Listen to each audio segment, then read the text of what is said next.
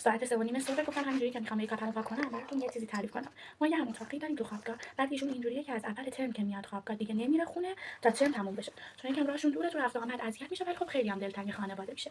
بعد ایشون اینجوریه که از اول هفته میگفت بچه‌ها من آخر هفته قراره اتفاق خوبی برام بیفته. بعد بچه‌ها میگفتن چه اتفاق خوبی چه اتفاق خوبی، میگفت خودم نمیدونم، فقط هم مثلا اینو میفرستم برای کائنات که اتفاق خوبی برام بیفته. از اول هفته ایشون هر روز میگفت من آخر هفته قراره اتفاق خوبی برام بیفته.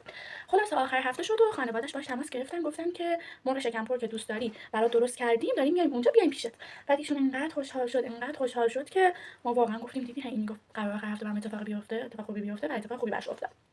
یعنی میخوام بهتون بگم که هر چی برای کائنات بفرستید اتفاق میفته. من خودم هم اینجوری هستم که مثلا برای کائنات حال خوب میفرستم، ولی چون زیاد معتقد نیستم خیلی مثلا اتفاق آنچنانی برام نیفتاده، چون خیلی معتقد نیستم. ولی خب بیاین از الان باورهامون رو قوی کنیم. این یه قانون جذبه، ما هر چی رو که بگیم اتفاق میفته، چون واقعا مثلا کائنات شعور نداره که ما هر چی رو که با خودمون تلقین کنیم اتفاق میفته. پس چه بهتر که بیایم چیزای خوب بگیم، چیزای خوب برای کائنات بفرستیم.